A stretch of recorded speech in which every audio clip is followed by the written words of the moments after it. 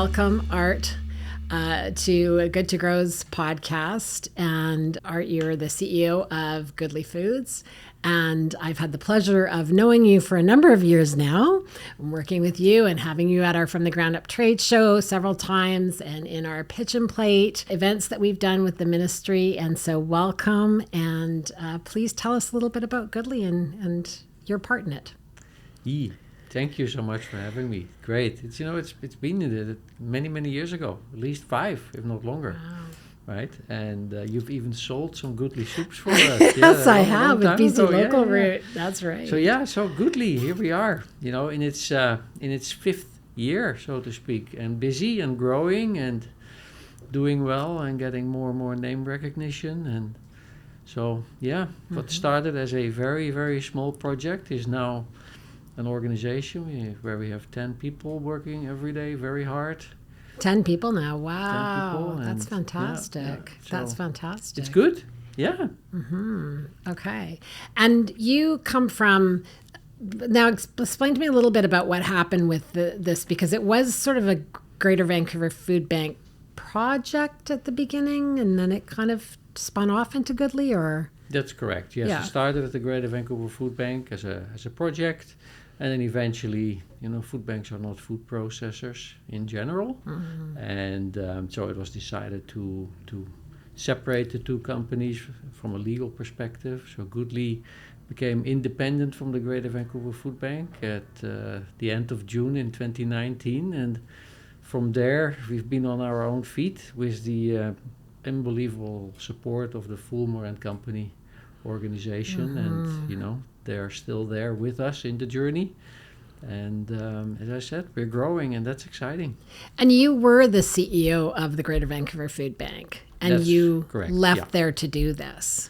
Yeah, so I went back to my old passion. What kind of decision making went into that? Because was it difficult, or was it just a no-brainer for you to go off and do this? No, I started my career in food processing. Right. So being at the end of my career, I thought going back to where it all started is the circle around for me. And Goodly focuses on, of course, the reduction of food waste, but at the same time also employing people with barriers to traditional employment. Right. That's really important to me, right? I found it very difficult to see people lining up in the food bank and holding up their hands for some products and food.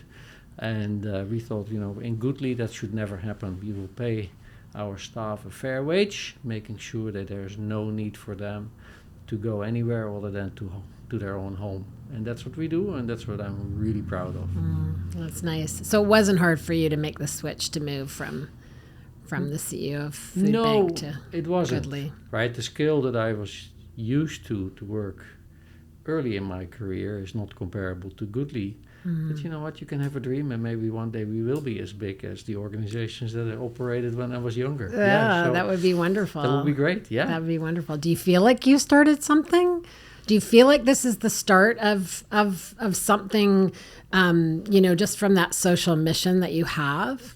Like I was speaking to someone about this on the way down here and saying, like, I don't know anybody who has more of a sense of that social, that community than you, and you seem like someone that likes to start things like this. Yeah, no, it's true, right? It's first of all, to be allowed to do this is wonderful, and that you get the trust from people to actually do this, but then also to gain trust from the people that I work with on a daily basis. Or, everybody who works for Goodly, they have a story bigger than myself. And when I listen to those stories, I'm a little part of that. But at least, we give them job security, we give them an environment where there's respect and dignity. And I think, most importantly, they come to work every day and they contribute to society, and they're proud of themselves, what they've achieved. And 60% of my team has been with us since day one. That tells you something about the organization. There's no turnover, hardly. And the people that left, they did that for good reasons. But the core of the group hasn't changed, and I think that's really exciting for me. And anyone who joins us sees that we are a family, we take care of each other, and we all make our hands dirty when we need to, and make sure that when we go home, the job is done, and delicious products and soups have been produced that day, and someone in a hospital is enjoying that. So that's the cool thing. Yeah, no kidding. I wonder too how much of this has to do with your roots, like your personal roots of coming from the Netherlands, because it seems like it is more. People are more socially conscious. They seem more community oriented. Do you think that had anything to do with this? Yeah, could be. But I think from a very young age, I always tried to care about people and for people. That's why I have a hotel management education background. I really wanted to take care of people, and that's, I think, what I do, even today. And that's, it comes with, sometimes difficult conversations, that for sure, because when you hear the stories of the people that work for Goodly, I have a residential school survivor. I've learned more from it's him hard stories, than from reading a newspaper. And when we came to Canada in 2007, we thought we were well prepared and understood the country. I've learned more about Canada in the last couple of years and about its history than reading in the books before we came. Of course. Yeah. Of course. Well, you'll get two different versions of history as well, won't you? Yeah, that's for sure. Right? You'll Absolutely. get the books, and then you'll get what people actually experienced. Yeah, So, yeah, I know. And that's that's a painful history, but it's very painful. At Goodly, we really make space for that, and that's critical for what we do and who we are, and that story resonates with people, and Goodly stands, for some serious social values, and that's something we will not deviate from ever. Oh, well, I'm happy to hear that. And are there plans in the future for Goodly in terms of expansion? I'm sure there is.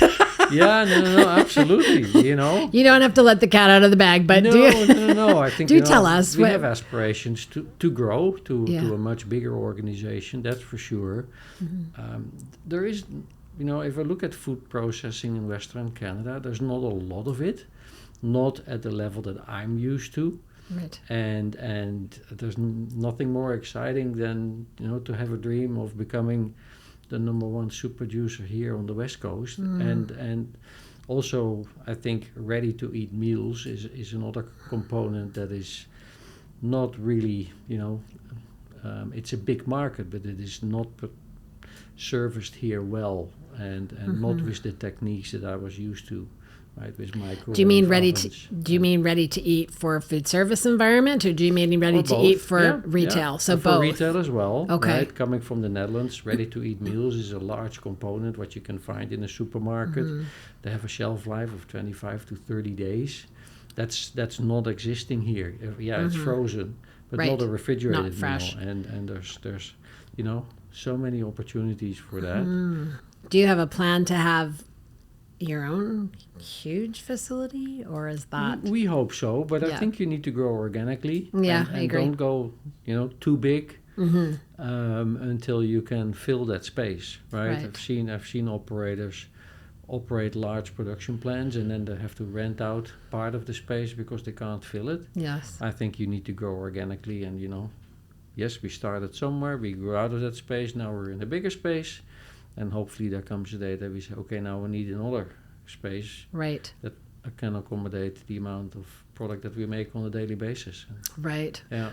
Well, my old boss, Yves Potvin, I'm sure he wouldn't mind me saying this at this point, but I remember him saying that when he had Yves Veggie Cuisine, that each time he grew, he would be almost bursting and almost go under from making that next move to that next, larger facility. So I think he was a good person to look at for that model of, you really need to be bursting before you you take that next step. Otherwise, it's, you're wandering around in in 35,000 square feet going, what do we do? Yes, and it doesn't come cheap here either. So no, you need to be able to fill that space and, and grow a little bit in there, and then, and What do you think expand. about that? I'd love to hear what you have to say about just being able to find manufacturing space in Vancouver, and where there are opportunities, because there's been a lot of talk lately that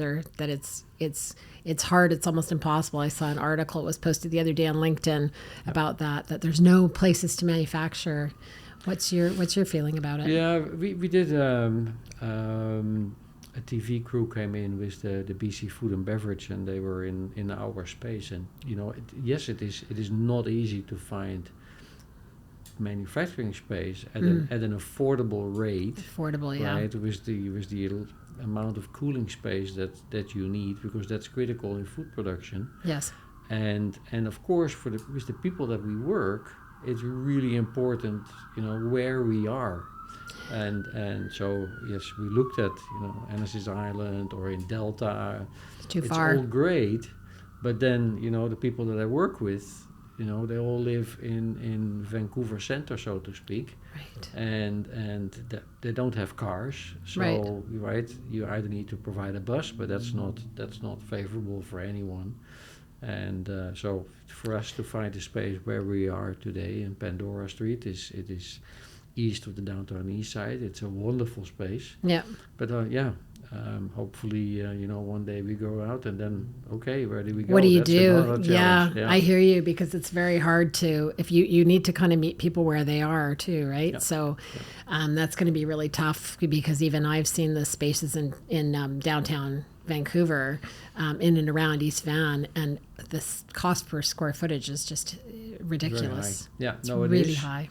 Absolutely. And Yeah. I think, the pool of people that we work with is large enough. Believe me, there's so many people. We work with HAF, Culinary Training Society, or with Mission Possible. There are great organizations to work with. There's a lot of people who want to work, but they need a chance. Right. And we provide that to them. Right. And at the same time, we are in the neighborhood. And I think that really, Yeah. really helps. Yeah, it's not going to work if you put it in Chilliwack. No, that's not going to work. No, that's a long drive from Tuassen, where I am. Yeah, I know. Yeah, no kidding. No Yeah. kidding. Oh, Art, you've been around for 5 years doing this, and I know there's been challenges. It has not been a cakewalk. I don't think it is for any processor, but your business, you have so many points that you want to hit. You're a social enterprise, you're a not-for-profit. Tell us a little bit about the journey of this in terms of the difficulties and then the successes. We'd love to hear about some of the things that you can really, get excited about. Yeah. We started 5 years ago and became independent, as I mentioned, in June 2019. So the very first thing that we actually did was making sure that we had our Hess certification. We knew that if we wanted to grow, you wanted to work with the larger organizations like the retailers or food service or healthcare, you need Hess certification. So the first thing we focused on was achieving that goal, which we did. By December 2019. We were, I think, the first operator in a commissary kitchen that was actually Hess certified. Yes, you were. And I remember that. it's as a vendor, it's really critical that you get that certification done. A lot of people think that in a commissary kitchen you can't do it. It's not the commissary kitchen that's Hess certified; it's the operator. But you need the cooperation of the landlord, so to speak, because they maintain the building, they have to do the pest control, etc. So that was the first thing we did. So that was a big achievement. And then we were literally, ready to start working with a few Walmart stores to get our soups in some BC Walmart stores. And we were literally in there for 1 week. And of course, we all know what happened in March 2020. COVID hit. And so that went haywire, that's for sure. We weren't long in Walmart stores. But then, of course, here we are. Young organization, hardly any sales, what to do, and thankfully, there's always an up from a down.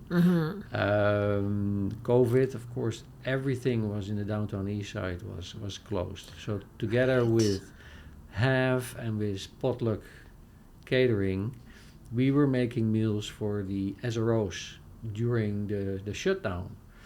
And I think that was a lifeline to Goodly during those months, Yeah. making ready to eat meals for people living in the SROs that had no service at all, because literally I remember driving through the city in those days, and we worked every single day, and we had no idea what was happening. And it's the worst that I've seen the downtown east side during that time. Yeah. Because it everything was closed. Everybody was out on the street, and people had to be fed. So that's what we did with the three organizations. Amazing effort. Wow. So that was It's got great. chills actually talking about this. Yeah. And so 2020 was a rough year. And it really was. Initially we thought, in the beginning of 2021, it's not going to work. Maybe we should stop. And then all of a sudden, out of the blue, came an email from Walmart apologizing that they dropped us from their shelves, and I think everybody could understand why. Yeah. So that was a little bit of a lifeline for us to continue working. Yuri Fulmer, supporting the organization, amazing during that time. And then, we had the floods. And the floods really was the changing point for Goodly, I think, when all of a sudden local organizations like health authorities realized that getting all the food from Eastern Canada is not the solution either, right? You need local food production. Right. And so we started working with Fraser Health. So, after a very, very difficult year of 2020, where so many things had to be done with on a shoestring budget just to survive. Yeah. 2021 turned out to be, a much more better year. Better year with, thanks to the flooding. And and since then we started to work with the health authorities.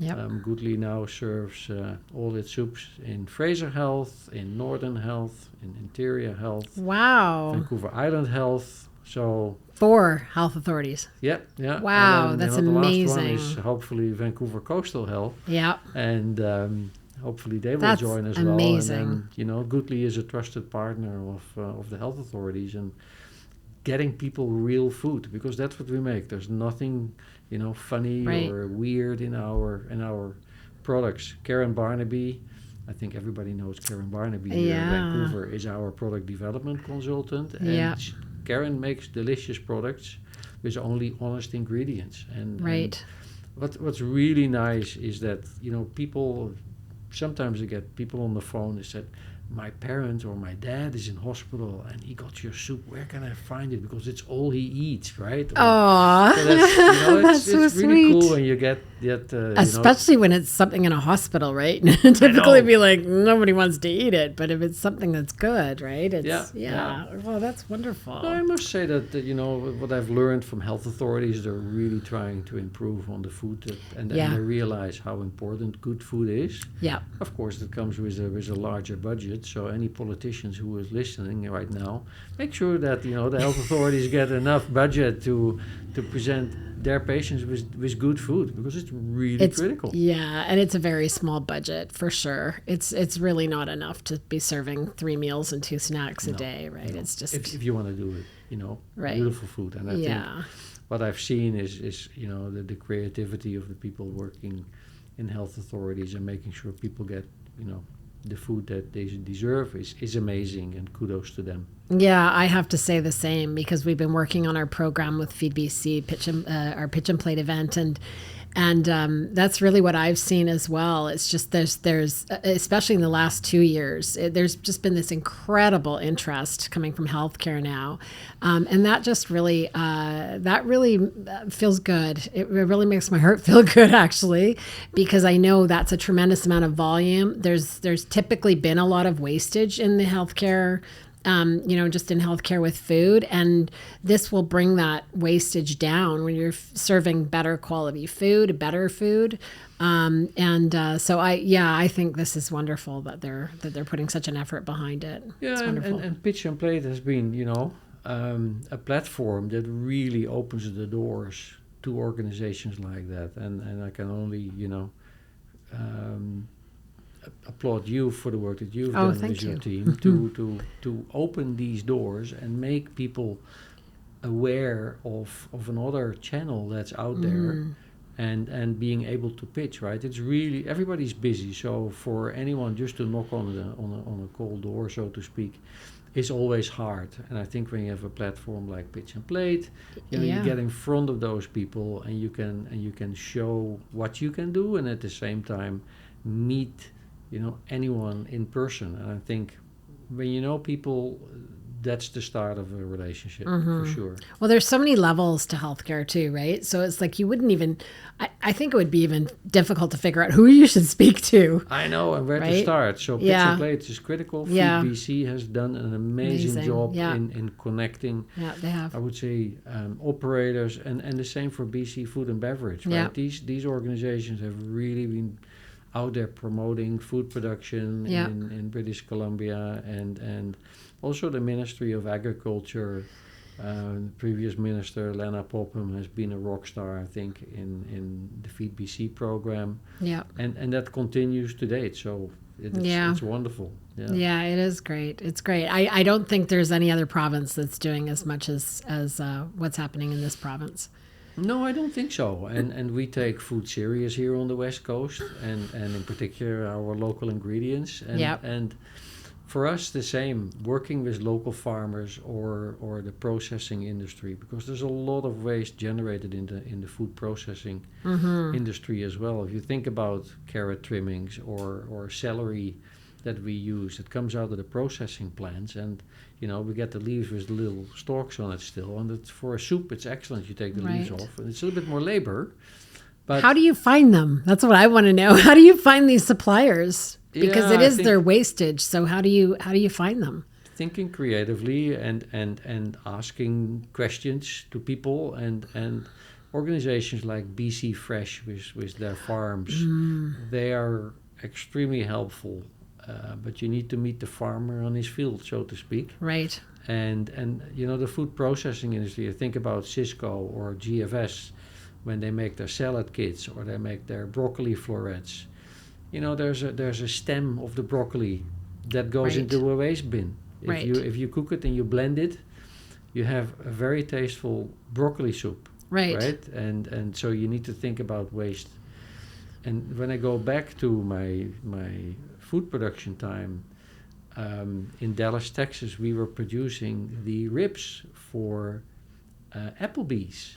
And there again, there was an R&D chef who was in a slaughterhouse, and he saw that a piece of meat was always thrown away. It was a flat rib. And that became the staple of Applebee's ribs. Oh my gosh. It was a waste product that eventually turned out to be a very useful product. And we need to think about that a little bit more. Yeah, there's waste in food production, and you can use it. Well, there's tons of waste. I was more curious about how you actually find that, because we know it exists, but then how do you bring that all together, right, to be able to utilize that? But there are lots of there's lots of large distributors who are doing prep. Correct. And the good thing is, for example, Karen Barnaby, who is also a consultant at Fresh Start in Richmond, so she sees firsthand what waste is being created. Okay. And then it's Karen, right, who comes up with ideas about, we can use that for a soup, right? And we say, yes, we will, right? Oh, that's great. That's the exciting part. Well, she's got a passion too for what Goodly stands for and is doing, right? Yeah, so, absolutely. Yeah, it's that's wonderful. And Karen has been with Goodly since day one. Right. And Karen dictates the quality of the product. Not me or anyone else in the organization. If there's Karen sets the recipe. Right. Karen changes the recipe. Nobody else. That's wonderful. No, that's good agreement. For you, Karen. I know. Yes. Oh, that's great. What do you think about brands that are going down this path of looking at multiple market channels, and in particular healthcare and maybe universities and things like that? What do you think? What would you recommend to them that they should be trying to do to get into those institutions? I think what's really, really important is building relationships. And I can only recommend anyone who's out there listening, and if you're a startup, then start with a Pitch and Plate. It's so important. Get to know those people. Participate from the ground up food show. And I'm saying that because it is, for local producers, it's a great show to be at, where you will meet the people who are decision makers in that process, and reach out, right? Reach out to organizations that you think are looking for new products. And if you go to, let's say, the post-secondary institutions, anyone who's working there is open to new ideas. Right. But I think pitch and plate is really critical. And then, I think what's really important is also to think with those organizations what they're looking for, right? When I was talking to the health authorities, they're looking for culturally appropriate soups. So what are we doing? We are developing products that they could serve to, very specific demographics. Right. And I think by presenting those new products that help, I think in this case the health authorities, is much appreciated, and it gives them an idea to continue to improve the food. So be out there, but also participate in events and Feed BC. There's a directory. People need to sign up to the directory, and Right.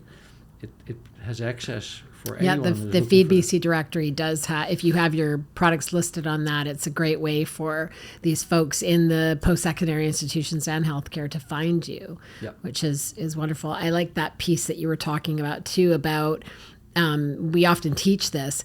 If you're going to go into a market, you're going into that food service market and you're talking to chefs or folks like that, they really want to hear how you can work with them, right? Yep. So it's not just about like, I've got this product or I've got this soup and here you go. That's the soup I've got. It's carrot soup. That's what you're getting. Instead, you say, well, I make carrot soup, but I could make other soups. Is there other soups you're interested in, right? Because they want to know that this is a longer term relationship and you can work with them. Absolutely. Yeah. But we got a question. Can you do cereals? Yes, we can do cereals. Absolutely. Right?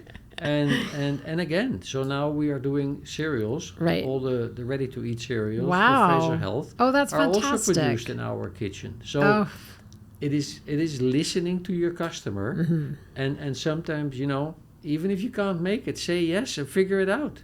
Right. Right? That's, I think, really Fake important. it till you make it. Yeah, no, absolutely. And say yes to a challenge, and I'm pretty sure anyone can figure things out. It's not rocket science. Right. But that's what we do, right? That's how we've grown, and that's how we are accommodating, I think, the customers that we have. Can you do mashed potatoes? Yes, we can. It took a while to develop the product. Right. And because mashed potatoes get sticky, which is difficult for a patient in a hospital. Right. So how do you make a mashed potato that's not sticky? That's not an easy one, because you can overturn it easily when you're mixing it. Right. And with the potato varieties that we have here in Canada, none of them are really good mashed potatoes from a food processing perspective. Right. You can mash them at home. Yeah. But if you have to make 500 kilos at a time, and you overmix them, they become glutinous, right? And they become sticky. So you are fortunate enough to have Karen Barnaby as your product developer. Not everybody out there has a product developer on staff or to access. What do you recommend? I know that she has been very instrumental for Goodly Foods and helping you to work through all of the different situations that you have. What do you recommend for folks if they don't have a Karen Barnaby? Yeah, find a Karen Barnaby. It sounds simple and easy, but I think, from a food processing perspective, it's different than a restaurant kitchen, right? It is what you make in a small pot is different when you make it in a big kettle from production. So it's really important you get yourself, connected to a product development consultant, and there's many of them. Yes, we are very fortunate to work with Karen, and she's an expert in her field for sure. But there are many more product development consultants, and I strongly recommend people to find someone who can work with them, because it when you make one product or you make so many, as I said, right? The formulation and the process is different, and sometimes you need to be creative in, okay, how are we going to do this, right? And at a price that's going to make you money, right? Like you still have to be able to make your margin, so it has to be something that's efficient. Right. Yeah, that's another thing, and then you need to find your ingredients at a cost that is, acceptable and doesn't cost too much labor. So you need to really weigh not only the product itself, but also think, okay, how am I going to make this in larger volumes? What equipment do I need, right? And where's the moment that I buy that piece of equipment? Because from a cost perspective, it's better now to invest in that machine and depreciate it over time. Right. But I think that's really, really important. Sometimes you need to, if you want to grow, you need to continue to invest, and that's not easy. I understand that. The same sounds for Goodly, right? For me to say, okay, we need this piece of equipment. I still need to have a use for that equipment, and it needs to save some money on the other hand before we go ahead and buy something. So that's critical as well. Yeah, I think the reinvestment back into your company is a really important thing for people to hear, because a lot of folks will say, when do I get paid, right? When do I get to make the money in food? And really, if you take, for example, other folks that are in the industry and building companies, I'll go back to my Yves Potvin, but when he was building Yves Veggie Cuisine, he was driving a little Miata, and yet still, moving into a big manufacturing plant, and lived in like a 600 square foot apartment in downtown Vancouver. Like, he did not spend his money on himself. It was going right back into the business. So I think that's also a really important point for people to know, that whatever it is, you kind of have to keep feeding it, because that's where your growth is going to come from. So developing your products and, putting that money into marketing and all those different things, it's like you kind of can't slow down. No, you can't, right? And people are always surprised when they see me sit. I have little kitchen steps that I sit on for the last 5 years. I haven't invested in a chair. That's not important, right? 2 milk crates will do, or my kitchen steps will do. There's, those, the ones that you have at home, and that's what I sit on in a little corner in the kitchen. That's why we love you, Art. You're the most humble man, honestly, on the planet. Yes, that is the same kitchen steps are there 5 years in a row, and people laugh when I see that. But that's my chair. Good. Right? Well, because it's not important. Because it works. And it works it's fine. For now. And, I don't need an office. Right. Absolutely not. We can't afford that. Yeah. No. I think product development is probably one of the most important things that you need to invest in. And I think it's probably one of the last things that people invest in, to be honest with you. Not you, not Goodly Foods. I mean, I think Goodly Foods invested in this right up front with Karen. But I do think that what happens a lot of times is people have a product and they say, I'm just going to launch it and see what happens. And when I did that, thinking the same way, I ended up with a product that turned white on the grocery store shelves. And it was probably one of the worst moments of my life, knowing that, it was fine to eat it. There was nothing wrong with it, but not doing my homework around what happens when lighting hits a product, or when it's in an environment that is not what it typically is really something that people need to understand, how important it is to make sure that what you're putting out there in the market is something that you're proud of and that is a good product. Yeah, product development is so important, and yes, we've done that from day one, right? If you do not develop new products, and it's great to hear that you are offering that service as well, because it is, as you mentioned, people underestimate it. They come up with a great chutney, or they're doing something which is wonderful, but it's not always what people want. Right. It is really important that you go back to those basics and continue to invest in product development and listen to what the market is asking for. Right? And yes, it costs money. I understand that. But without product development, I'm not talking to certain customers right now that we are doing, and sometimes they ask for something, and then you need to react swiftly and get that product done as quick as we can. And as I said, I would not be talking to health authorities about mashed potatoes if I didn't have Karen to work in her kitchen To figure it out. and figure out how we Right. could do this, and then do the test in our kitchen to see if it actually works, right? Right. Because product development is one thing, but then you need to test it in your process as well, and figure out a way how to produce that product in an economical way, Right. right? And sometimes by changing the bag or whatever you use to put your product in, or a jar, right? You need to think about it. Yes, a glass jar is wonderful,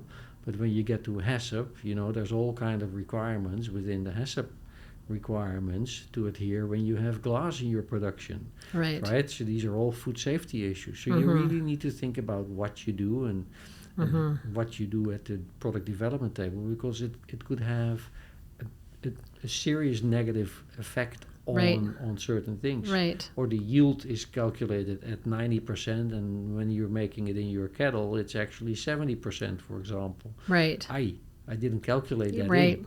Right. So it's really important. Yeah. Product development is one, testing is another. Yeah.